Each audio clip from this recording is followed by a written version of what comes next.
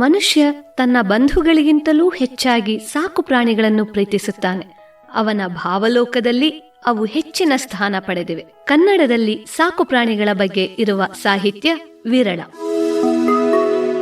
ಆಕಾಶದ ಡಿ ಸ್ತರದ ವಿಷಯದಲ್ಲಿ PhD ಪದವಿ ಪಡೆದು ಭೂ ವಾತಾವರಣದ ಏರೋಸೋಲ್ ಮತ್ತು ವಿದ್ಯುತ್ತಿನ ವಿಷಯವಾಗಿ ಅಂತಾರಾಷ್ಟ್ರೀಯ ಮಟ್ಟದ ವಿಜ್ಞಾನಿಯಾಗಿ ಹೆಸರು ಪಡೆದ ಮಾನಸ ಗಂಗೋತ್ರಿಯಲ್ಲಿ ಭೌತಶಾಸ್ತ್ರದ ಪ್ರಾಧ್ಯಾಪಕರಾಗಿದ್ದ ಪ್ರೊಫೆಸರ್ BSN ಪ್ರಸಾದ್ ಅವರ ಮೂಕ ಬಂಧುಗಳು ಇಂತಹ ಪುಸ್ತಕ. ಜ್ಞಾನಧ್ವನಿ 90.8 FM ಸಮುದಾಯ ರೇಡಿಯೋದಲ್ಲಿ ಇದನ್ನು ವಾಚನ ಮಾಡಿದ್ದಾರೆ ಉಪನ್ಯಾಸಕ ಹಾಗೂ ಕರ್ನಾಟಕ ಜಾನಪದ ಅಕಾಡೆಮಿ ಸದಸ್ಯರಾದ ಶ್ರೀವತ್ಸ ಅಯ್ಯಂಗಾರ್. ಪ್ರತಿ ಶನಿವಾರ 7:10 ಪ್ರಸಾರವಾಗಲಿರುವ ಮೂಕಬಂಧುಗಳು ಕಾರ್ಯಕ್ರಮವನ್ನು ತಪ್ಪದೇ ಕೇಳಿ.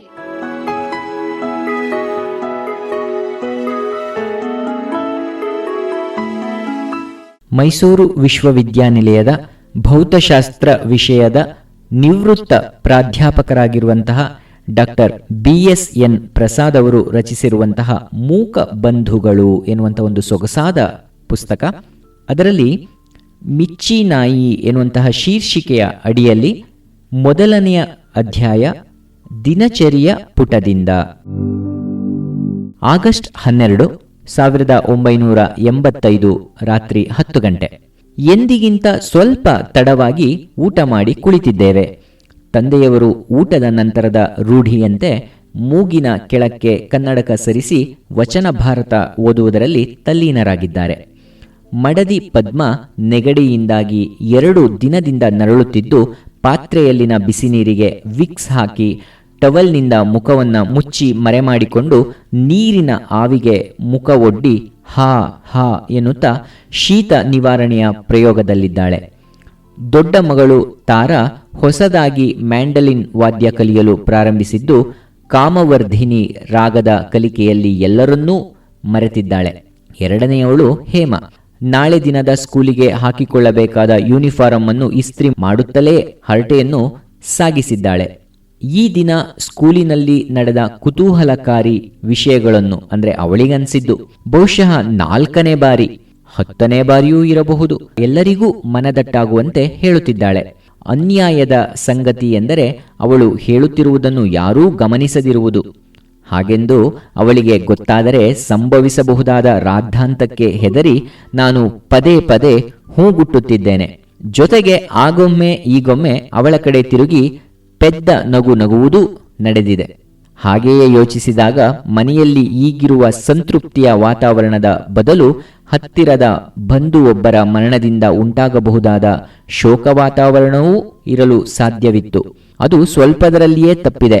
ಸಂಕಟದ ಸಾವಿನಿಂದ ಕೆಲವು ಸೆಂಟಿಮೀಟರುಗಳಷ್ಟು ಅಂತರದಿಂದ ಪಾರಾಗಿ ಬಂದ ಕರಿಗಿ ಪಕ್ಕದ ರೂಮಿನಲ್ಲಿ ನರಳುತ್ತಾ ಕುಳಿತಿದ್ದಾಳೆ. ಕರಿಗಿ ಹೆಸರೇ ಸೂಚಿಸುವಂತೆ ಅಚ್ಚ ಕರಿಯ ಬಣ್ಣದ ಬೆಕ್ಕು.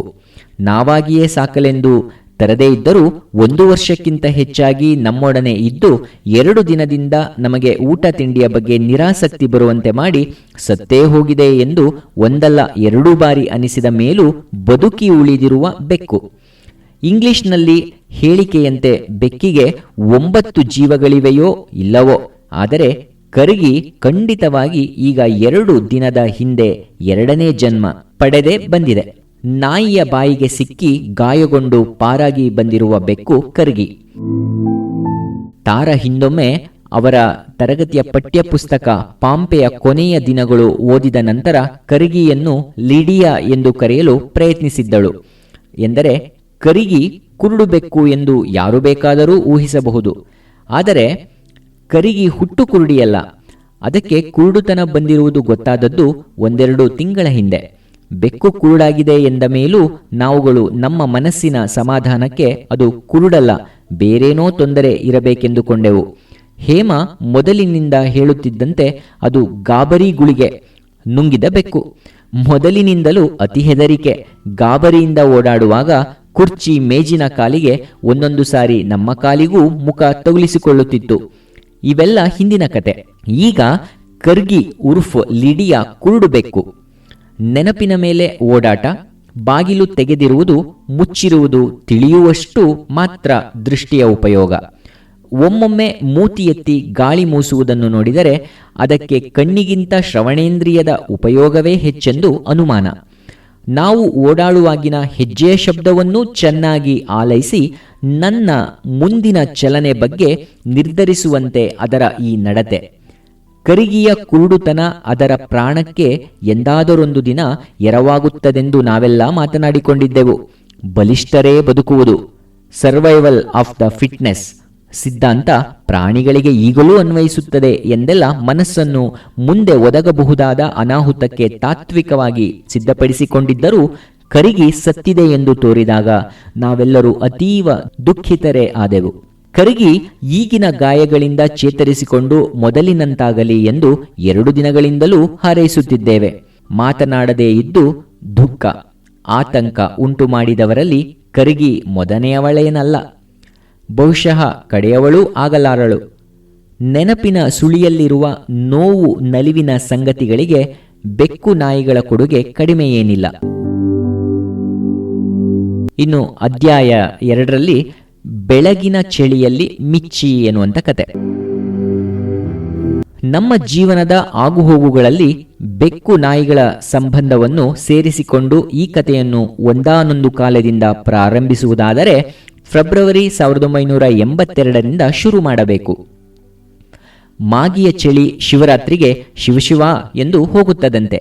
ಆದರೆ ಅದಿನ್ನೂ ಆಗದಿದ್ದ ಒಂದು ಬೆಳಗಿನ ಜಾವದಲ್ಲಿ ಕುಯ್ ಕುಯ್ ಧ್ವನಿ ಮುಂಜಾವಿನ ಸಕ್ಕರೆ ನಿದ್ದೆಯನ್ನು ಕೆಡಿಸಿತು. ಬೀದಿ ನಾಯಿಯ ಈ ವರ್ಷದ ಸಂಸಾರದ ಪುಟ್ಟ ಸದಸ್ಯಳೋ ಇದಕ್ಕೆ ಕಾರಣ ಎನ್ನುವುದು ಹೊಳೆಯಿತು. ಬೀದಿ ನಾಯಿ ಮರಿಯಿಂದ ಬರುವ ಈ ಮಾನಸಿಕ ತೊಂದರೆ ಬಂದಷ್ಟೇ ಅನಿರೀಕ್ಷಿತವಾಗಿ ನಿವಾರಣೆಯಾಗುತ್ತದೆ. ಹಾಗಾಗಲೆಂದು ನಾನಂತೂ ಆಶಿಸಿದ್ದೆ. ಆದರೆ ಆ ದಿನ ಹಾಗಾಗಲಿಲ್ಲ. ಕುಯ್ ಕುಯ್ ಕೂಗು ಬೇರೆ ಬೇರೆ ರಾಗ ಆಲಾಪಗಳಲ್ಲಿ ಮುಂದುವರಿದಾಗ ಆ ಶಬ್ದ ಹೊರಡಿಸುವ ದೇಹವನ್ನು ದೂರ ಅಟ್ಟಲೇಬೇಕೆಂದು ಬಾಗಿಲು ತೆರೆದದ್ದಾಯಿತು. ಬಾಗಿಲ ಬಳಿ ಇದ್ದ ತೆಳ್ಳಗಿನ ಆದರೆ ಆರೋಗ್ಯವಾಗಿದ್ದ 4-8 ವಾರ ವಯಸ್ಸಿನ ನಾಯಿ ಮರಿ ಬಹಳ ಪರಿಚಿತ ಗೆಳೆಯನಂತೆ ಹತ್ತಿರ ಬಂತು. ಹತ್ತಿರ ಬಂದದ್ದು ಒಂದು ರೀತಿಯಲ್ಲಿ ಒಳ್ಳೆಯದೇ ಆಯಿತು. ಅಟ್ಟಿಸಿಕೊಂಡು ಹೋಗಿ ಹಿಡಿಯುವ ತೊಂದರೆಯೂ ತಪ್ಪಿತೆಂದು ನಾಯಿ ಮರಿಯನ್ನು ಅನಾಮತ್ತು ಎತ್ತಿ ಗೇಟಿನಿಂದ ಹೊರಗೆ ಇಳಿಸಿದೆ. ಹಿಂತಿರುಗಿ ಬಾಗಿಲ ಹತ್ತಿರ ಬರುವುದರಲ್ಲಿ ಗೇಟಿನಿಂದ ನುಸುಳಿಕೊಂಡು ಪುನಃ ಎದುರಾದ ನಾಯಿ ಮರಿಯ ಚುರುಕಿಗೆ ಮೆಚ್ಚುಗೆಯೇ. ಆದರೂ ಅದನ್ನು ಅಟ್ಟುವ ಹಿಂದಿನ ನಿರ್ಧಾರ ನನ್ನನ್ನು ನಾಯಿ ಮರಿಯನ್ನು ಮತ್ತೆ ಗೇಟಿಗೆ ಒಯ್ದಿತು. ಮುಂದಿನ ಕ್ಷಣದಲ್ಲಿ ನಾನು ಗೇಟಿನ ಒಳಗೆ, ಮರಿ ಹೊರಗೆ. ಆದರೆ ಈ ಪ್ರತ್ಯೇಕತೆ ಕೆಲವು ಸೆಕೆಂಡುಗಳು ಮಾತ್ರ. ಮುಂದೆ ನಾವಿಬ್ಬರು ಗೇಟಿನ ಒಳಗೇ ಇದ್ದೆವು. ಮರಳಿ ಯತ್ನವ ಮಾಡು ಪದ್ಯ ಬರೆಯಲು ಓದಲ್ಲಷ್ಟೇ ಚಂದ, ಫಲ ಮಾತ್ರ ಇಲ್ಲ. ಬಹುಶಃ ನಾನು ನಾಯಿಮರಿಗೆ ಕಾಣಿಸುತ್ತಿರುವುದರಿಂದ ಹೀಗಾಗುತ್ತದೆಂದು ಯೋಚಿಸಿದ್ದೆ. ಗೇಟಿನಿಂದ ದೂರ ಸರಿದು ಕಾಂಪೌಂಡ್ ಗೋಡೆಯ ಪಕ್ಕದಲ್ಲಿ ಈ ಬದಿಗೆ ಕುಳಿತು ಕೈಯನ್ನು ಕೆಳಕ್ಕೆ ಚಾಚಿ ಕಾಂಪೌಂಡಿನ ಹೊರಬದಿಗೆ ನಾಯಿಮರಿ ಇಳಿಸಿದೆ. ನಾಯಿಮರಿಯನ್ನು ಕೈಬಿಟ್ಟಿದ್ದು ಅದು ಜೋರಾಗಿ ಅರಚಿದ್ದು ಏಕಕಾಲದಲ್ಲಿ ತಿಳಿದು, ಓಹ್, ಸ್ವಲ್ಪ ಎತ್ತರದಿಂದ ಕೈಬಿಟ್ಟನಲ್ಲ ಎಂಬ ಮರುಕ. ಒಟ್ಟಿನಲ್ಲಿ ಈ ದಿನ ಸರಿಯಾಗಿ ಪ್ರಾರಂಭವಾಗಲಿಲ್ಲವೆಂದು ಮನಸ್ಸಿನಲ್ಲೇ ದುಗುಡ.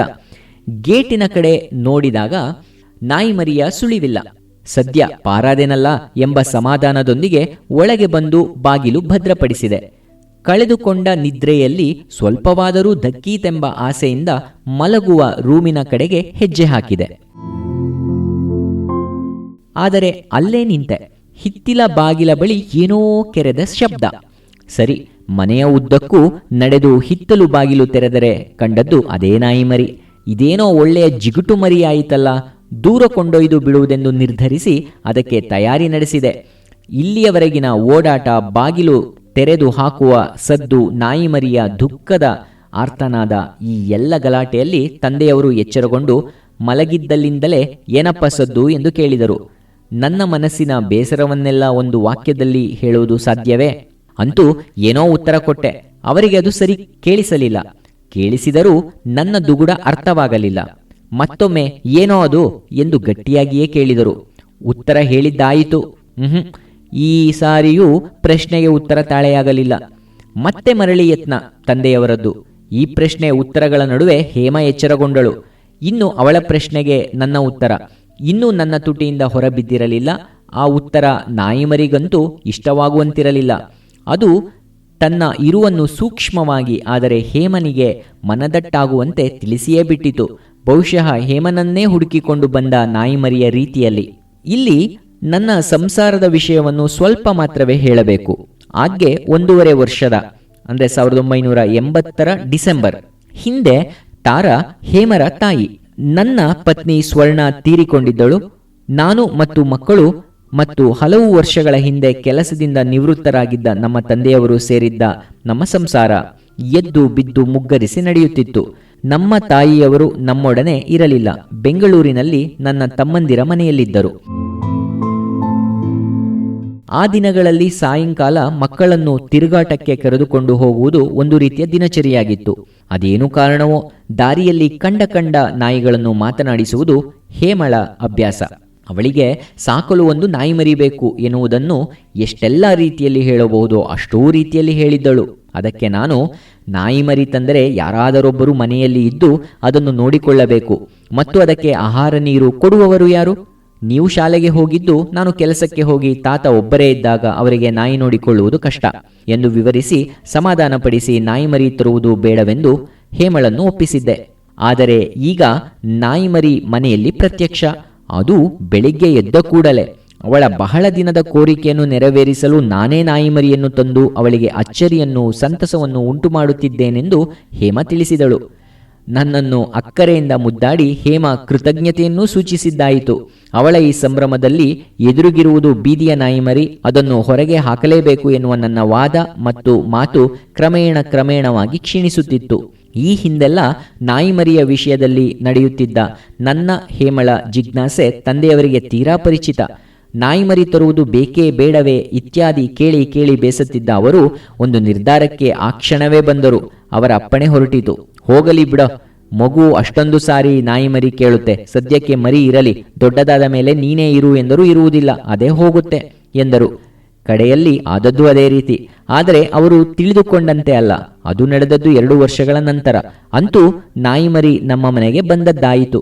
ನಾಯಿಮರಿ ಬಗ್ಗೆ ಅದುವರೆಗಿನ ನನ್ನ ಮನಸ್ಸಿನ ಭಾವನೆಗಳು ಏನೇ ಇದ್ದರೂ ನಾನು ಸಹ ನಾಯಿಮರಿಯನ್ನು ಸ್ವಾಗತಿಸಲು ಎಲ್ಲರಂತೆ ಸಿದ್ಧನಾದೆ. ಮೊದಲನೆಯದಾಗಿ ಅದರ ಹಸಿವೆಯ ಬಗ್ಗೆ ವಿಚಾರಿಸಿಕೊಂಡವಳು ಹೇಮ. ಅದುವರೆಗೂ ಯಾವ ಪ್ರಾಣಿಯನ್ನೂ ಸಾಕದಿದ್ದ ನಮ್ಮಲ್ಲಿ ಪ್ರಾಣಿಗಳ ಊಟದ ತಟ್ಟೆ ಇರಲಿಲ್ಲ. ಮನೆಯಲ್ಲೇ ಬೆಳೆದ ತೆಂಗಿನಕಾಯಿಯ ತಾಜಾ ಕರಟದಲ್ಲಿ ಹಾಕಿಟ್ಟ ಡೇರಿ ಹಾಲು ನಾಯಿಮರಿಯ ಹೊಟ್ಟೆಯನ್ನು ಸೇರಿತು. ಇಲ್ಲಿಯವರೆಗೂ ನಾಯಿಮರಿ ಇಲ್ಲವೇ ಮರಿ ಎಂದೇ ಕರೆಸಿಕೊಳ್ಳುತ್ತಿದ್ದ ಪುಟ್ಟ ಪ್ರಾಣಿಗೆ ಹೆಸರು ಅವಶ್ಯವೆಂದು ತಾರ ಹೇಳಿದಳು. ನಾಯಿ ಎಂದರೆ ಸಾಕು ಎಂದು ತಂದೆಯವರು ಹೇಳಿದ್ದು ಒಪ್ಪಿಗೆಯಾಗಲಿಲ್ಲ. ದುರಾದೃಷ್ಟದ ಸಂಗತಿ ಎಂದರೆ ತಂದೆಯವರ ಈ ಅನಾಸಕ್ತಿ ಮಾತಿನಿಂದ ಅವರು ಹೇಮನ ದೃಷ್ಟಿಯಲ್ಲಿ ಅಪರಾಧಿಯೇ ಆದರು. ನಾಯಿಮರಿಯನ್ನು ಮನೆಯಲ್ಲಿ ಉಳಿಸಿಕೊಳ್ಳಲು ತೋರಿದ ಶ್ಲಾಘನೀಯ ವರ್ತನೆಯ ಉತ್ತುಂಗ ಶಿಖರದಿಂದ ಜರ್ರನೆ ಜಾರಿ ಪ್ರಪಾತಕ್ಕೆ ತಲುಪಿದರು. ಟಾಮಿ, ಟೈಗರ್, ರಾಜ ಇತ್ಯಾದಿ ಚಿರಪರಿಚಿತ ಹೆಸರುಗಳನ್ನು ಸೂಚಿಸಲು ಹೇಮಲಿಗೆ ತವಕ ಉತ್ಸಾಹ ಇದ್ದರೂ ಅವಳ ಅಕ್ಕನ ಮೇಲಿನ ಅಭಿಮಾನ, ಗೌರವ ಇಲ್ಲವೇ ಹೆದರಿಕೆಗೋ ಅಂಜಿ ಯಾವ ಹೆಸರನ್ನೂ ಮುಂದು ಮಾಡಲಿಲ್ಲ. ಹೆಸರಿನ ಬಗ್ಗೆ ಆಸ್ತೆ ತೋರಿಸಿದ ತಾರಾಳೆ ನಾಯಿಮರಿಗೆ ಮಿಚ್ಚಿ ಎಂದು ನಾಮಕರಣ ಮಾಡಿದಳು. ಇದುವರೆಗೂ ಸಾಮಾನ್ಯವಾಗಿ ಇಡದ ಹೆಸರನ್ನು ಹುಡುಕುವುದರಲ್ಲಿ ತಾರಾ ಯಶಸ್ವಿಯಾಗಿದ್ದಳು. ಬಹಳ ದಿನಗಳ ನಂತರ ತಾರಾ ಗುಟ್ಟನ್ನು ಬಿಟ್ಟು ಕೊಟ್ಟಾಗ ತಿಳಿಯಿತು, ಇಂಗ್ಲಿಶಿನ ತುಂಟತನ ಮಿಸ್ಚೀವಿಯಸ್ ಎಂಬುದರ ತದ್ಭವ ಮಿಚ್ಚಿಯಾಗಿ ಬಂದಿದ್ದಿತು. ಆ ಮೊದಲ ದಿನದ ಹಗಲು ಹೇಮಳಿಗೆ ಮತ್ತು ಮಿಚ್ಚಿಗೆ ಕಳೆದದ್ದೇ ಗೊತ್ತಾಗಲಿಲ್ಲವೇನೋ ಎನ್ನಿಸುತ್ತದೆ. ಅದುವರೆಗೂ ಕಾಣದಷ್ಟು ಹಾಲನ್ನು ನಾಯಿಮರಿ ಮೂಗಿಗೆ ತರುವ ತನಕ ಕುಡಿದಿರಬಹುದು. ಹೇಮಳಿಗಂತೂ ಬಹು ಇಷ್ಟಪಟ್ಟ ಕಳೆದು ಹೋದ ಆಟಿಕೆ ಸಿಕ್ಕ ಸಂಭ್ರಮ.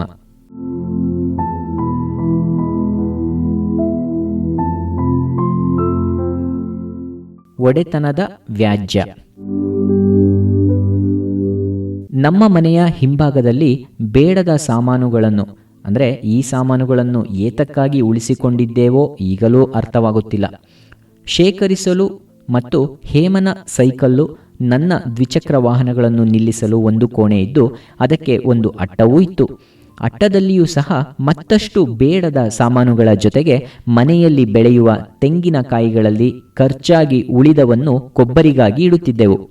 ಮಿಚ್ಚಿ ಹಾಲು ಕುಡಿದ ನಂತರ ಯಾರ ನಿರ್ದೇಶನ ಅಪ್ಪಣೆಗಳಿಗೂ ಕಾಯದೆ ಈ ಕೋಣೆಯನ್ನು ಹೊಕ್ಕು ಅಲ್ಲಿಯೇ ಬಿದ್ದಿದ್ದ ಹಳೆ ಬಟ್ಟೆಯ ಮೇಲೆ ಮಲಗಿ ನಿದ್ದೆ ಹೋಯಿತು. ಅಲ್ಲಿಂದ ಮುಂದೆ ಕೆಲವು ದಿನಗಳವರೆಗೆ ಮಿಚ್ಚಿ ಇರುತ್ತಿದ್ದುದು ಈ ಕೋಣೆಯಲ್ಲೇ. ಅದು ತಾನಾಗಿ ಹೊರಕ್ಕೆ ಬರುತ್ತಿದ್ದುದು ಬೆಳಿಗ್ಗೆ, ಮಧ್ಯಾಹ್ನ ಮತ್ತು ಸಾಯಂಕಾಲದ ಊಟ ತಿಂಡಿಗೆ ಮತ್ತು ಬೇಕೆಂದೆನಿಸಿದಾಗ ಮಲಮೂತ್ರ ವಿಸರ್ಜನೆಗೆ. ಆದರೆ ಹೇಮನಿಗೆ ಆಟಕ್ಕೆ ಬೇಕೆನಿಸಿದಾಗ ಮಿಚ್ಚಿಯನ್ನು ಹೊರಗೆ ಎಳೆದು ತರುವುದಕ್ಕೆ ಮಿಚ್ಚಿಯ ಅಭ್ಯಂತರ ಇದ್ದಂತೆ ತೋರಲಿಲ್ಲ. ಮಿಚ್ಚಿ ಬಂದ ಮೊದಲನೇ ದಿನವೇ ನಾವೆಲ್ಲ ಒಮ್ಮತದಿಂದ ನಿರ್ಧರಿಸಿದ್ದು ನೈರ್ಮಲ್ಯದ ದೃಷ್ಟಿಯಿಂದ ಮಿಚ್ಚಿಯನ್ನು ಮನೆಯ ಒಳಗಡೆ ಸೇರಿಸಬಾರದೆಂದು. ಇದನ್ನು ನಾವು ಮಿಚ್ಚಿಯೂ ಚಾಚೂ ತಪ್ಪದೆ ಪಾಲಿಸಿದೆವು. ಹೇಮ ಆಟಕ್ಕಾಗಿ ಮಿಚ್ಚಿಯನ್ನು ಹಿಂಬಾಗಿಲ ಹತ್ತಿರ ನಿಲ್ಲಿಸಿ ಅವಳು ಮುಂಬಾಗಿಲ ಹತ್ತಿರ ನಿಂತು ಮಿಚ್ಚಿ ಬಾ ಬಾ ಎಂದರೆ ಆ ಪ್ರಾಣಿ ಅಳುಕು ಮನಸ್ಸಿನಿಂದ ಸುತ್ತಮುತ್ತ ನೋಡಿ ನಾವಾರೂ ಇಲ್ಲದಿರುವುದು ಖಾತ್ರಿಯಾದರೆ ನೆಗೆದು ಒಂದೇ ಓಟದಲ್ಲಿ ಹಿಂಬಾಗಿಲಿನಿಂದ ಮುಂಬಾಗಿಲಿನವರೆಗೆ ಓಡುತ್ತಿತ್ತು. ಹಾಗೆ ಓಡುವಾಗ ನುಣುಪಾದ ಗಾರಿಯ ನೆಲದ ಮೇಲೆ ಜಾರಿ ಬಿದ್ದು ಇನ್ನೂ ಹೆಚ್ಚಿನ ಗಾಬರಿಯಿಂದ ಎದ್ದು ಓಡಲು ತೊಡಗಿದರೆ ಆ ಹುಚ್ಚು ಗಾಬರಿಯಲ್ಲಿ ಕೆಲವೊಮ್ಮೆ ಹಿಂದಿನ ಬಾಗಿಲಿಗೆ ಹೋಗಿದ್ದೂ ಉಂಟು. ಅಂತಹ ಸಂದರ್ಭಗಳಲ್ಲಿ ಅದರ ಪೆಚ್ಚು ಪೆಚ್ಚಾದ ಮುಖ ನೋಡಿ ನಾವೆಲ್ಲ ನಕ್ಕಿದ್ದೇವೆ. ಆದರೆ ಮಿಚ್ಚಿ ಈ ಆಟ ಆಡಿದ್ದು ನಮ್ಮಲ್ಲಿಗೆ ಬಂದ ಅನೇಕ ತಿಂಗಳ ನಂತರವೇ. ಮಲಮೂತ್ರ ವಿಸರ್ಜನೆಯಿಂದಾಗಿ ಮಿಚ್ಚಿ ನಮಗೆ ಯಾವಾಗಲೂ ತೊಂದರೆ ಕೊಡಲಿಲ್ಲ. ಎಲ್ಲೋ ಒಂದೆರಡು ಬಾರಿ ಅದರ ಕೋಣೆಯಲ್ಲಿ ಅಥವಾ ನಾವು ಪದೇ ಪದೇ ಓಡಾಡುವ ಜಾಗದಲ್ಲಿ ಹೇಸಿಗೆ ಮಾಡಿದಾಗ ದೂರ ಹೆದರಿ ಕುಳಿತಿರುತ್ತಿತ್ತು. ಅದನ್ನು ಎಳೆದು ತಂದು ಅದರ ಮೂತಿಯನ್ನು ಹೇಸಿಗೆ ಹತ್ತಿರ ತೋರಿಸಿ ಒಂದೆರಡು ಪೆಟ್ಟುಗಳನ್ನು ಮೆಲ್ಲನೆ ಕೊಟ್ಟಿದ್ದೆವು. ನಂತರದ ದಿನಗಳಲ್ಲಿ ಮಿಚ್ಚಿ ಹಿತ್ತಲಿನ ಮರಗಳ ಬುಡದಲ್ಲಿ ದೂರದಲ್ಲೇ ತನ್ನ ನಿತ್ಯ ಕರ್ಮಗಳನ್ನು ಪೂರೈಸುತ್ತಿತ್ತು. ಮಿಚ್ಚಿಯ ಈ ಶುಚಿತನ ನಮಗೆ ಒಂದು ರೀತಿಯ ಒಗಟಾಗಿಯೂ ಇತ್ತು.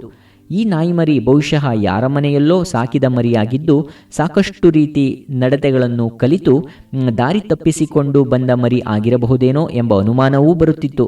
ಹಾಗೇನಾದರೂ ಆಗಿದ್ದರೆ? ಓಹೋ, ಹೇಮ ಈ ರೀತಿಯಲ್ಲಿ ಯೋಚಿಸಲು ನಮ್ಮನ್ನು ಬಿಡುತ್ತಿರಲಿಲ್ಲ. ಕಾರಣ, ಸಾಕಿದವರು ಪತ್ತೆಯಾದರೆ ಮಿಚ್ಚಿಯನ್ನು ಹಿಂದೆ ಕಳಿಸಬೇಕಾಗುತ್ತದೆಂಬ ಆತಂಕದಿಂದ. ಆದರೆ ನಮ್ಮ ಆತಂಕ ಅನಿಸಿಕೆಗಳಿಗೆ ಅನುಗುಣವಾಗಿ ಈ ಪ್ರಪಂಚದ ವ್ಯಾಪಾರ ವ್ಯವಹಾರಗಳು ನಡೆಯುವುದಿಲ್ಲ. ಆದ್ದರಿಂದ ಮಿಚ್ಚಿಯ ಪೂರ್ವೇತಿಹಾಸದ ಹೂರಣ ಹೊರಬೀಳುವ ಪ್ರಸಂಗ ಬೇಗನೆ ಬಂದಿತು. ಈ ವೇಳೆಗೆ ಮಿಚ್ಚಿ ಮನೆಯ ಸುತ್ತಮುತ್ತ ಓಡಾಡಿ ತನ್ನ ಸಾಮ್ರಾಜ್ಯದ ಎಲ್ಲೆಯನ್ನು ಗುರುತಿಸಿ ಭದ್ರಪಡಿಸುವ ಕಾರ್ಯದಲ್ಲಿ ನಿರತವಾಗಿತ್ತು. ಕೆಲವೊಂದು ಸಾರಿ ಮಿಚ್ಚಿಯ ರಾಜ್ಯದ ಹಕ್ಕನ್ನು ಆಕ್ಷೇಪಿಸುವ ಯತ್ನಗಳೂ ನಡೆಯುತ್ತಿದ್ದವು. ಈ ಆಕ್ಷೇಪಗಳನ್ನು ಮುಂದು ಮಾಡುತ್ತಿದ್ದುದು ಅದಕ್ಕಾಗಿ ಬಲಿದಾನಕ್ಕೂ ಸಿದ್ಧರಾಗಿ ಬರುತ್ತಿದ್ದ ಪರಕೀಯರೆಂದರೆ ಬೀದಿ ನಾಯಿಗಳು. ಮಿಚ್ಚಿ ದೊಡ್ಡದಾಗಿ ಬೆಳೆದ ಮೇಲೆ ಶತ್ರುಗಳು ತಾವಾಗಿಯೇ ಪಲಾಯನಗೈದರು ಎಂಬುದನ್ನು ಹೇಳಬೇಕಾದ್ದಿಲ್ಲ.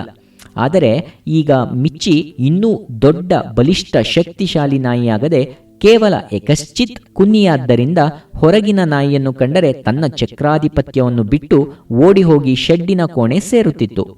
ಹೊರಗಿನ ನಾಯಿಗಳು ನಮ್ಮ ಮನೆಯ ಕಾಂಪೌಂಡ್ನೊಳಗೆ ಬರುವುದಾದರೂ ಹೇಗೆ? ಇಲ್ಲಿ ಮಿಚ್ಚಿಗೆ ಸದ್ಯಕ್ಕೆ ಅನಾನುಕೂಲವಾಗುವ ಪರಿಸ್ಥಿತಿಯಲ್ಲಿ ನಮ್ಮ ಮನೆಯ ಕಾಂಪೌಂಡ್ ಗೋಡೆ ಇತ್ತು.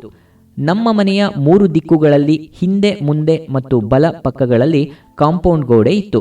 ಎಡಬದಿಯ ಕಾಂಪೌಂಡ್ ಗೋಡೆಯನ್ನು ಅರ್ಧ ದೂರದವರೆಗೆ ಮಾತ್ರ ಕಟ್ಟಲಾಗಿತ್ತು. ಈ ಗೋಡೆಯನ್ನು ಹಾಕಬೇಕಾದದ್ದು ಪಕ್ಕದ ಮನೆಯವರ ಜವಾಬ್ದಾರಿ.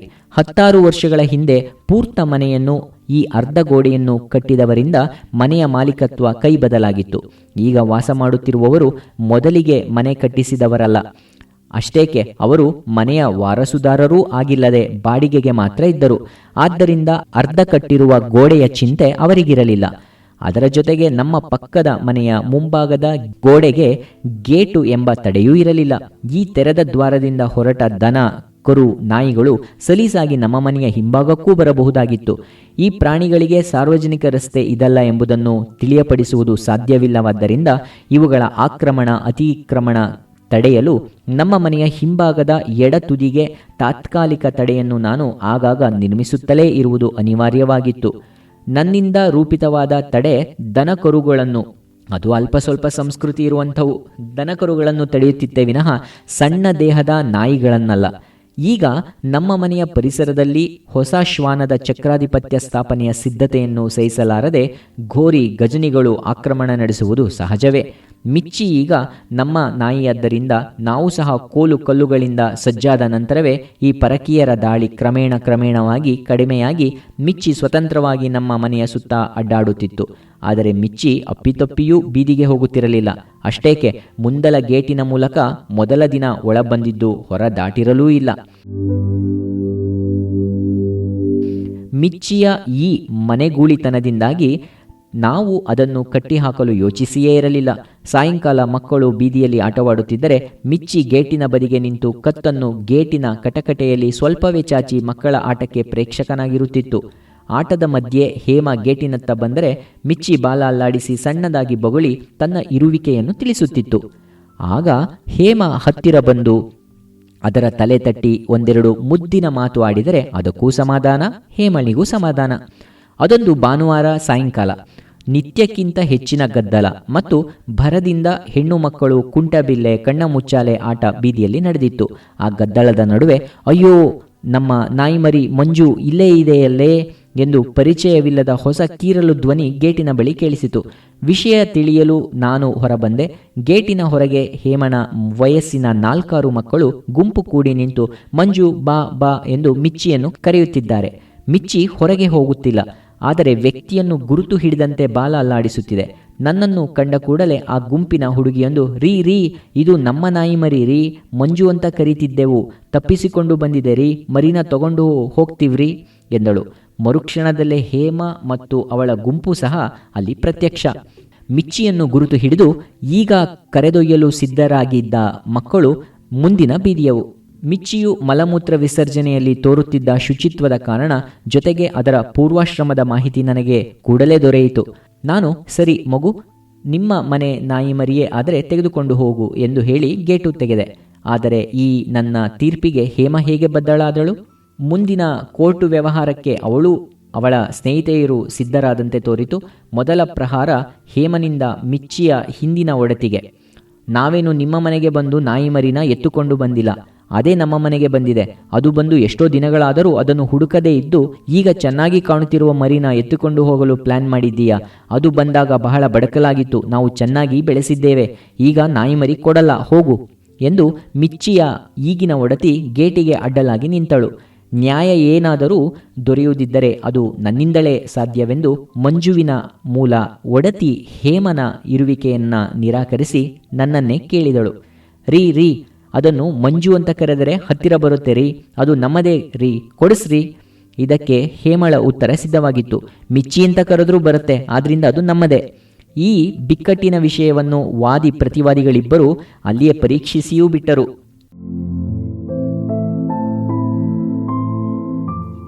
ಈ ಎಲ್ಲ ಸಮಸ್ಯೆಯೂ ಕಾರಣಕರ್ತನಾದ ನಾಯಿಮರಿ ಮಂಜು ಎಂದು ಕರೆದರೂ ಕತ್ತು ತಿರುಗಿಸುತ್ತಿತ್ತು.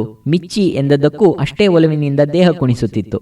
ಎಲ್ಲರಲ್ಲೂ ಪೇಚಿಗೆ ಸಿಕ್ಕಿಸಿ ತಾನು ಮಾತ್ರ ಸ್ಥಿತಪ್ರಜ್ಞನಂತೆ ಹೇಮನ ಕಂಕುಳಲ್ಲಿ ಕುಳಿತು ತಮಾಷೆ ನೋಡುತ್ತಿತ್ತು. ನಾಯಿ ಮರಿಯನ್ನು ಎದುರಾಳಿಗಳು ಅಪಹರಿಸಿಕೊಂಡು ಓಡಿ ಹೋಗಬಹುದೆಂದು ಹೇಮಳ ಕಿವಿಯಲ್ಲಿ ಎದುರುಮನೆ ಪುಟ್ಟಿ ಶುಭ ಪಿಸುಗುಟ್ಟುತ್ತಿದ್ದರಿಂದ ಮುಂಜಾಗ್ರತೆ ಕ್ರಮವಾಗಿ ಹೇಮ ಮರಿಯನ್ನು ಭದ್ರವಾಗಿ ಎತ್ತಿ ಹಿಡಿದಿಟ್ಟುಕೊಂಡಿದ್ದಳು. ಹೇಮ ಈಗ ಮತ್ತೊಂದು ಸವಾಲು ಎಸೆದಳು. ನಿಮ್ಮ ನಾಯಿ ಮರಿ ಗಂಡೋ ಹೆಣ್ಣೋ ಹೇಳು. ಆ ಹುಡುಗಿ ತಕ್ಷಣವೇ ಹೆಣ್ಣು ಮರಿ ಎಂದಳು. ಹೇಮಾಳ ಬಳಗ ಹೋ ಎಂದು ಅರಚಿ ವಿಜಯದ ಕೂಗನ್ನು ದಿಕ್ಕಿಗೂ ಮೊಳಗಿಸಿತು. ಕಾರಣ ಮಿಚ್ಚಿ ಗಂಡು ನಾಯಿ. ಆ ಹುಡುಗಿ ಸ್ವಲ್ಪ ಪೆಚ್ಚಾಗಿ ಆದರೆ ಸ್ವಲ್ಪ ಸಮಯದಲ್ಲೇ ಸುಧಾರಿಸಿಕೊಂಡು ಅಲ್ಲರಿ, ಮರೆತು ಹೋಯಿತು, ಅದು ಗಂಡು ಮರಿ ಕಣ್ರಿ ಎಂದಳು. ಇದನ್ನು ನಾನಂತೂ ಸ್ವಲ್ಪವೂ ಸಂದೇಹ ಪಡದೆ ಒಪ್ಪಿಕೊಂಡೆ. ಇಷ್ಟೊಂದು ಪರಕೀಯರ ನಡುವೆ ತನ್ನದೇ ಆದ ಸ್ವತ್ತನ್ನು ಇತರರು ಅಪಹರಿಸಿದ್ದು ಅಲ್ಲದೆ ಇಲ್ಲ ಸಲ್ಲದ ಸವಾಲನ್ನು ಎಸೆದು ಸೋಲು ಗೆಲುವಿನ ಪರೀಕ್ಷೆಯನ್ನು ನಡೆಸುವಾಗ ತಾಳ್ಮೆಯಿಂದ ಜಾಣ್ಮೆಯಿಂದ ಉತ್ತರ ಕೊಡಲು ಇಲ್ಲಿ ನಿಂತಿರುವುದು ಪ್ರಸಿದ್ಧ ವಕೀಲ ಪಾಲ್ಕಿವಾಲರೋ ಕೃಷ್ಣ ಅಯ್ಯರೋ ಆಗಿರದೆ ಕೇವಲ 7-8 ವರ್ಷದ ಮುಗ್ಧ ಹುಡುಗಿ. ಅವಳ ಮರೆವೆಗೆ ಪೂರ್ಣ ಮಾರ್ಕ್ಸ್ ಕೊಟ್ಟು ನಾಯಿ ಮರಿಯನ್ನು ಅವಳಿಗೆ ಒಪ್ಪಿಸುವುದೇ ಸರಿಯಾದ ದಾರಿ. ಆದರೆ ಸದ್ಯದ ಪರಿಸ್ಥಿತಿ ತೀರಾ ಬಿಕ್ಕಟ್ಟಿನದು. ಪ್ರಸ್ತುತ ನಾಯಿ ಮರಿ ಪ್ರಶ್ನೆ ನ್ಯಾಯ ಅನ್ಯಾಯದ ವಲಯವನ್ನು ಬಿಟ್ಟು ಸೋಲು ಗೆಲುವಿನ ಮತ್ತು ಆತ್ಮ ಪ್ರತಿಷ್ಠೆಯ ಹಂತ ತಲುಪಿತ್ತು. ಮಕ್ಕಳ 2 ಪ್ರತ್ಯೇಕ ಗುಂಪುಗಳು ಗುಜುಗುಜು ಮಾತಿನಲ್ಲಿ ಮುಂದಿನ ಸಮರ ಸಿದ್ಧತೆಯಲ್ಲಿ ತೊಡಗಿರುವಂತೆ ತೋರಿತು. ಅತಿ ನೂತನ ರೀತಿಯ ಪರಿಹಾರವೊಂದೇ ಪರಿಸ್ಥಿತಿಯನ್ನು ಹತೋಟಿಗೆ ತರಬಲ್ಲುದೆಂದು ನಾನು ಯೋಚಿಸುತ್ತಿದ್ದೆ. ಆ ಹೊತ್ತಿಗೆ ಸರಿಯಾಗಿ ನಮ್ಮ ತಂದೆಯವರು ಅವರ ಸಾಯಂಕಾಲದ ತಿರುಗಾಟ ಮುಗಿಸಿ ಮನೆ ಕಡೆ ಬರುತ್ತಿದ್ದುದು ಕಾಣಿಸಿತು. ಮನೆ ಮುಂದೆ ಜಮಾಯಿಸಿದ್ದ ಮಕ್ಕಳ ಗುಂಪನ್ನು ದೂರದಿಂದ ನೋಡಿದ ಅವರಿಗೆ ಗಾಬರಿಯಾಗಿರಬೇಕು. ನಡಿಗೆಯ ವೇಗ ಹೆಚ್ಚಿಸಿ ಅವರು ಆ ವಯಸ್ಸಿನಲ್ಲಿ ದುಡದುಡನೆ ಹೆಜ್ಜೆ ಹಾಕಿದ್ದನ್ನು ನೋಡಿ ನನಗೆ ಕಳವಳ. ಅವರು ಬರುತ್ತಿದ್ದ ರೀತಿಯಲ್ಲಿ ಅವರೇನಾದರೂ ಬಿದ್ದಾರೆಂಬ ಹೆದರಿಕೆ, ಆತಂಕ ನನಗೆ. ಇನ್ನೂ ದೂರವಿರುವಾಗಲೇ ಏನಪ್ಪ, ಹೇಮ ಏನಾದರೂ ಬಿದ್ದು ಪೆಟ್ಟು ಮಾಡಿಕೊಂಡಿದ್ದಾಳೇನು ಎಂದು ಪ್ರಶ್ನಿಸುತ್ತಲೇ ಬಂದರು. ಪಾಪ ಅವರಿಗೇನು ಗೊತ್ತು ಹೇಮ ಇಲ್ಲಿ ತೋರಿಸುತ್ತಿರುವ ಯುದ್ಧ ಕೌಶಲ, ಸಮರಸಿದ್ಧತೆ. ಈಗ ನ್ಯಾಯಮೂರ್ತಿ ಪಟ್ಟ ನನ್ನಿಂದ ಅವರಿಗೆ ವರ್ಗಾವಣೆಯಾಯಿತು. ನನಗೆ ಇಕ್ಕಟ್ಟಿನಿಂದ ಬಿಡುಗಡೆಯಾದ ಸಮಾಧಾನ. ವಾದಿ ಪ್ರತಿವಾದಿಗಳಿಬ್ಬರು ಅವರವರ ಅಹವಾಲುಗಳನ್ನು ಹೊಸದಾಗಿ, ಅಂದರೆ ಅವರಿಗೆ ಸರಿ ತೋರಿದ ರೀತಿಯಲ್ಲಿ ಹೇಳಿದರು. ಇದರಲ್ಲಿ ಹೇಮನ ಗುಂಪಿಗೆ ಗೆಲ್ಲುವ ಮತ್ತೊಂದು ಸುವರ್ಣ ಅವಕಾಶವನ್ನು ಮಂಜುವಿನ ಒಡತಿ ಒದಗಿಸಿದಳು. ಈ ಹಿಂದೆ ಉದ್ಭವಿಸಿದ್ದ ನಾಯಿ ಹೆಣ್ಣೋ ಗಂಡೋ ಎಂಬ ಅತಿ ಮುಖ್ಯ ಪ್ರಶ್ನೆಗೆ ಆ ಹುಡುಗಿ ಹಿಂದೆ ಹೇಳಿದ ರೀತಿಯಲ್ಲಿ ಮೊದಲು ಹೆಣ್ಣು ನಂತರ ತಿದ್ದುಕೊಂಡು ಗಂಡು ಎಂದು ಹೇಳದೆ ಪ್ರಶ್ನೆಗೆ ಸರಿಯಾದ ಉತ್ತರವನ್ನು ಮೊದಲ ಬಾರಿಗೆ ಕೊಟ್ಟಂತೆ ಈಗ ಹೇಳಿದಳು. ಇದರಿಂದ ತಾತ್ವಿಕವಾಗಿ ಅವಳು ನಿಜ ಹೇಳುತ್ತಿಲ್ಲ, ಸುಳ್ಳು ಹೇಳುತ್ತಿರುವಳೆಂದು ಮಕ್ಕಳ ಗುಂಪು ತೀರ್ಮಾನಿಸಿಬಿಟ್ಟಿತು. ಎಂತಹ ವಿಪರ್ಯಾಸ ಇದು! ನಿಜ ಜೀವನದಲ್ಲಿ ಅತಿ ಮಹತ್ವದ ವ್ಯಾಜ್ಯ ವಿವಾದಗಳಲ್ಲಿ ಹೀಗೆ ಆದರೆ ಗತಿಯೇನು? ಸವಾಲು ಪಾಟಿ ಸವಾಲಿನಿಂದಲೇ ತೀರ್ಮಾನವಾದ ನ್ಯಾಯ ಈಗ ಇಲ್ಲಿ ನಡೆದಂತೆ ನ್ಯಾಯವೇ ಆಗಿರದಿದ್ದರೆ ಮುಂದೇನು ಮಾಡುವುದು? ಯಾರನ್ನು ಕೇಳುವುದು? ಯಾರಲ್ಲಿ ಹೇಳುವುದು? ಓಹ್, ನನಗಂತೂ ತೀರಾ ಕಳವಳ, ವ್ಯಸನ, ಬೇಸರ ಎಲ್ಲ ಉಂಟಾಗಿ ಮಾನಸಿಕವಾಗಿ ಬೇರೊಂದು ಲೋಕದಲ್ಲಿ ಯೋಚಿಸುತ್ತಿದ್ದೆ. ಛೆ, ಎಂತಹ ಅನ್ಯಾಯ! ಉತ್ತರ ಕೊಡುವುದರಲ್ಲಿ ಮಾಡಿದ ಸಣ್ಣ ಲೋಪದಿಂದ ನಾಯಿಮರಿ ಒಡತಿಗೆ ಅವಳ ಆಸ್ತಿಯೇ ಕೈಬಿಟ್ಟಿತ್ತಲ್ಲ. ಈ ನನ್ನ ಆಲೋಚನೆಯ ಗುಂಗಿನಲ್ಲಿ ಸುತ್ತ ನಡೆಯುತ್ತಿದ್ದ ವ್ಯವಹಾರವನ್ನು ನಾನು ಗಮನಿಸಲಿಲ್ಲವೆಂದು ತೋರುತ್ತೆ. ಒಂದು ರೀತಿಯ ನಿದ್ರೆಯಿಂದ ಎಚ್ಚರಗೊಂಡಂತೆ ಎದುರುಗಡೆ ನೋಡಿದರೆ ನಮ್ಮ ತಂದೆಯವರ ಹಿಂದೆ ಮಕ್ಕಳ ಗುಂಪು ನಮ್ಮ ಮನೆಯಿಂದ ದೂರ ಹೋಗುತ್ತಿರುವುದು ಕಂಡಿತು. ಅವರೊಂದಿಗೆ ಹೋಗದೆ ಅಲ್ಲೇ ನಿಂತಿದ್ದ ಮಕ್ಕಳನ್ನು ಏನಾಯಿತೆಂದು ವಿಚಾರಿಸಿದೆ. ನನ್ನ ಪ್ರಶ್ನೆ ಕೇಳಿ ನಾನೆಲ್ಲೋ ಮಂಕನಿರಬೇಕು ಎನ್ನುವ ರೀತಿಯಲ್ಲಿ ಅವರು ನನ್ನನ್ನು ನೋಡಿದರು. ನಂತರ ಅವರು ಹೇಳಿದ ಪ್ರಕಾರ ನ್ಯಾಯಮೂರ್ತಿಗಳು ವಿಚಾರಣಾ ಆಯೋಗದ ಕೇಂದ್ರವನ್ನು ಮಿಚ್ಚಿಯ ಮನೆಯಿಂದ ಮಂಜುವಿನ ಮನೆಗೆ ಬದಲಾಯಿಸಲು ತೀರ್ಮಾನಿಸಿದ್ದರು. ಆ ಪಿಲ್ಟುಗಳು ಮತ್ತು ಹೇಳಿದ್ದು, ನೋಡ್ತಾ ಇರಿ, ಇನ್ನು ಸ್ವಲ್ಪ ಹೊತ್ತಿನಲ್ಲಿ ಮಿಚ್ಚಿ ಹಿಂದೆ ಬರುತ್ತೆ. ಸರಿ, ಈ ಮಕ್ಕಳು ಹೇಮನ ಪಂಗಡದವರೆಂದು ನಿಖರವಾಯಿತು. ಆ ಮಕ್ಕಳು ಹೇಳಿದ ಸ್ವಲ್ಪ ಹೊತ್ತು, ಅರ್ಧ ಗಂಟೆಯೇ ಆಯಿತು. ಆದರೆ ವ್ಯಾಜ್ಯದ ಅಂತಿಮ ತೀರ್ಮಾನ ಮಕ್ಕಳು ಹೇಳಿದಂತೆಯೇ ಆಯಿತು. ಹೇಮಳಿಗೆ ಗೆಲುವಾಗಿತ್ತು. ತಂದೆಯವರೊಡನೆ ಹಿಂತಿರುಗಿದ ಹೇಮ ಮತ್ತು ಮಿಚ್ಚಿಗೆ ಹೇಮನ ಪಟಾಲಂ ಗುಂಪು ಸಂತಸದಿಂದ ಟಾಟ ಹೇಳಿ ಚದುರಿತು. ಮಿಚ್ಚಿಯ ಒಡೆತನದ ವ್ಯಾಜ್ಯ ಸಮಾಧಾನಕರವಾದ ರೀತಿಯಲ್ಲಿ ಬಗೆಹರಿದಿದ್ದು, ನಮ್ಮ ತಂದೆಯವರೂ ಸಹ ನಾಯಿಮರಿಯ ಮೊದಲ ಒಡತಿ ನಮ್ಮ ಮುಂದಿನ ಬೀದಿಯ ಹುಡುಗಿ ಎಂದೇ ತೀರ್ಮಾನಿಸಿದ್ದರು. ಆದರೆ ಅಂತಿಮ ತೀರ್ಮಾನವನ್ನು ನಮ್ಮ ಮನೆ ಗೇಟಿನ ಬಳಿಯೇ ಹೇಳುವ ಬದಲು ಅವರ ಮನೆಗೆ ಹೋದರೆ ಹೇಮಳಿಗೆ ಅನುಕೂಲ ಆಗುವಂತಹ ಒಂದು ರೀತಿ ಕಾಜಿ ನ್ಯಾಯಕ್ಕೆ ಬರಬಹುದೇನೋ ಎಂಬುದು ತಂದೆಯವರಂತಹ ಅನುಭವಿಗಳ ಯೋಚನೆ. ಅವರ ಮನೆಗೆ ಸಣ್ಣ ಮಕ್ಕಳ ಈ ದೊಡ್ಡ ಗುಂಪು ಹೋದಾಗ ನಡೆದದ್ದು ನಾಟಕದಂತೆ ತೋರುತ್ತದೆ. ನಾಯಿಮರಿ ತನ್ನದು ಎಂದು ಹೇಳಿದ ಹುಡುಗಿಯ ದೊಡ್ಡ ಅಣ್ಣ ಆಟೋ ರಿಕ್ಷಾದ ಮಾಲೀಕ. ಅವನು ಈ ಹಿಂದೆ ನಮ್ಮ ತಂದೆಯವರು ಉಪಾಧ್ಯಾಯ ವೃತ್ತಿಯಲ್ಲಿದ್ದಾಗ ಅವರ ಕೈ ಕೆಳಗೆ ಓದಿದ ಶಿಷ್ಯೋತ್ತಮ. ಬಹುಶಃ ನಮ್ಮ ದೇಶದ ವಿದ್ಯಾಭ್ಯಾಸ, ಬೋಧನೆ ಮತ್ತು ಪರೀಕ್ಷಾ ಕ್ರಮ ಸರಿ ಇಲ್ಲವಾದ್ದರಿಂದ ಓದುವುದನ್ನು ಮಧ್ಯದಲ್ಲೇ ಬಿಟ್ಟು ಸ್ವತಂತ್ರ ಉದ್ಯೋಗ ಹಿಡಿದಿರುವ ಯುವ ಪೀಳಿಗೆಯವನು. ಅವನ ಸ್ನೇಹಿತನೊಬ್ಬ ಈ ನಾಯಿಮರಿಯನ್ನು ಕೊಟ್ಟು, ಒಳ್ಳೆ ಜಾತಿ ನಾಯಿ ಮರಿ ಸಾಕಿಕೋ, ರಾತ್ರಿ ಹೊತ್ತು ಆಟೋ ರಿಕ್ಷಾ ಕಾಯುತ್ತೆ ಎಂದಿದ್ದನಂತೆ. ಅವರಲ್ಲಿ ಒಂದೆರಡು ವಾರ ಇದ್ದು ಆಟೋ ರಿಕ್ಷಾದ ಶಬ್ದವನ್ನು ಕೇಳಿ ಸರಿಯಾಗಿ ಗುರುತಿಸಿಕೊಳ್ಳುವ ಮೊದಲೇ ಅವರ ಮನೆಯಿಂದ ಕಾಲು ಕಿತ್ತಿದ್ದ ನಾಯಿಮರಿ ಈ ನಮ್ಮ ಮಿಚ್ಚಿ ಉರ್ಫ್ ಮಂಜು. ಈಗ ಸದ್ಯದ ವ್ಯಾಜ್ಯದಲ್ಲಿ ತೀರ್ಮಾನ ಹೇಳುವ ಗುರುತರ ಹೊಣೆಗಾರಿಕೆ ಗುರುವಿನಿಂದ ಶಿಷ್ಯನ ಹೆಗಲ ಮೇಲೆ ಬಿತ್ತು. ಗುರುಭಕ್ತಿಯೋ ಇಲ್ಲವೇ ಈ ನಾಯಿಮರಿಯಿಂದ ಉದ್ಭವಿಸಿರುವ ಅಶಾಂತಿ ಬೇಡವೆಂದೋ ಅಂತೂ ಆ ಮಹಾನುಭಾವ ಹೇಳಿದ್ದು, ಸರ್, ನಿಮ್ಮ ಮೊಮ್ಮಗಳು ಬಹಳ ಇಷ್ಟಪಟ್ಟಿರುವ ಈ ನಾಯಿಮರಿಯನ್ನು ನೀವೇ ಇಟ್ಟುಕೊಳ್ಳಿ, ನಮ್ಮ ಮನೆಗೆ ಇನ್ನೊಂದು ಮರಿ ತರ್ತೀನಿ. ಅದಕ್ಕೆ ಅವನ ಪುಟ್ಟ ತಂಗಿ ಮಂಜುವಿನ ಒಡತಿ, ಇನ್ನೊಮ್ಮೆ ತರುವ ಮರಿಯನ್ನೇ ಅವರಿಗೆ ಕೊಟ್ಟು ಈಗಿರುವ ಮರಿಯನ್ನು ನಾವ್ಯಾಕೆ ಇಟ್ಟುಕೊಳ್ಳಬಾರದು ಎಂದು ಅಣ್ಣನನ್ನೇ ಕೇಳಿದಳು. ಆದರೆ ಅಪ್ರಿಯವಾದ ಸತ್ಯವನ್ನು ಒಪ್ಪಿಕೊಳ್ಳುವ ಮನಸ್ಸಿಲ್ಲದಾಗ ಎಲ್ಲರೂ ಸಿಟ್ಟಾಗುವುದು ಸಾಮಾನ್ಯ. ಆಟೋ ಡ್ರೈವರ್ ಸಹ ರೇಗಿ ಬೈದು ತಂಗಿಯನ್ನು ಒಳಗೆ ಕಳುಹಿಸಿ ಗುರುಗಳನ್ನು ನಾಯಿಮರಿಯನ್ನು ಭಯಭಕ್ತಿಯಿಂದ ಬೀಳ್ಕೊಂಡನಂತೆ. ಮುಂದಿನ ವಾರದಲ್ಲಿ ಒಂದು ದಿನ ನಾನು ಮತ್ತು ಹೇಮ ಅವರ ಮನೆಗೆ ಹೋಗಿದ್ದು, ಆ ಪುಟ್ಟ ಹುಡುಗಿ ಬೇರೊಂದು ನಾಯಿ ಮರಿಯನ್ನು ಸಾಕಿದ್ದು ಕಂಡು ನಿಜವಾಗಿಯೂ ಆನಂದವಾಯಿತು. ಆ ಹುಡುಗಿ ಶಾಂತಿ ಮತ್ತು ನಮ್ಮ ಹೇಮ ನಂತರದ ದಿನಗಳಲ್ಲಿ ಸ್ನೇಹದಿಂದ ಜೊತೆಯಾಗಿ ಆಟವಾಡುತ್ತಿದ್ದುದು ಸಂತೋಷದ ವಿಷಯವಾಗಿತ್ತು. ಮಿಚ್ಚಿ ಪ್ರಕರಣಕ್ಕೆ ಈಗ ಒಂದು ಹೊಸ ತಿರುವು ಬಂದಂತಾಯಿತು. ಅದೇನೆಂದರೆ ಅದರ ಕುಲೀನತೆ. ಆಟೋ ಡ್ರೈವರ್ ಹೇಳಿದಂತೆ ಅದು ಜಾತಿ ನಾಯಿಮರಿಯೇ ಆಗಿದ್ದರೆ ಅದರ ಜಾತಿ ವಿಜಾತಿಯ ನಿಷ್ಕರ್ಷೆ ಹೇಗೆ, ಯಾವ ರೀತಿ? ಇದುವರೆಗೂ ಮಿಚ್ಚಿಯ ಮುಖಲಕ್ಷಣವನ್ನೇ ಗಮನಿಸದಿದ್ದ ಮಕ್ಕಳು ಅದರ ಮೂತಿ, ಕಿವಿ ಮತ್ತು ಕಾಲಿನ ಉದ್ದ ದಪ್ಪಗಳನ್ನು, ಬಾಲ ಅಂಕುಡೊಂಕುಗಳನ್ನು, ದೇಹದ ನೀಳ ವಕ್ರತೆಗಳನ್ನು ಸಾಧ್ಯವಿದ್ದಾಗ ಅಳೆದು ಇಲ್ಲವೇ ಕಣ್ಣಿನಿಂದ ಪರೀಕ್ಷಿಸಲು ಶುರು ಮಾಡಿದರು. ಈ ಅಂಕಿಅಂಶಗಳನ್ನು ಸ್ಕೂಲಿನಲ್ಲಿ ಜೊತೆಯವರೊಡನೆ ಚರ್ಚಿಸಿದರು. ಬೀದಿಯಲ್ಲಿ ಜೊತೆ ಆಡುವವರೊಂದಿಗೆ ವಿಮರ್ಶೆ ನಡೆಸಿದರು. ಇವೆಲ್ಲವುಗಳ ಫಲಿತಾಂಶ ಮಿಚ್ಚಿ ಅತಿ ಉಚ್ಚ ಕುಲದ ಇಂಗ್ಲೆಂಡಿನ ಹೌಂಡ್ ಪೀಳಿಗೆಗೆ ಸೇರಿರುವ ಸಾಧ್ಯತೆಯಿಂದ ಹಿಡಿದು ಅತಿ ಸಾಮಾನ್ಯ ಕಂತ್ರಿ ನಾಯಿಯ ವಂಶಜನೂ ಆಗಿರುವ ಅರ್ಹತೆ ಪಡೆದಿತ್ತು. ಕಡೆಯಲ್ಲಿ ಮಿಚ್ಚಿಯ ವಂಶಾವಳಿಯನ್ನು ಪತ್ತೆ ಹಚ್ಚಿದ್ದು ಮೊದಲು ನಾಯಿಮರಿಗೆ ಸೂಕ್ತ ಹೆಸರನ್ನು ಸೂಚಿಸಿದ ತಾರಾನೇ. ಆದರೆ ಅದು ನಡೆದದ್ದು ಸ್ವಲ್ಪ ದಿನಗಳ ನಂತರ.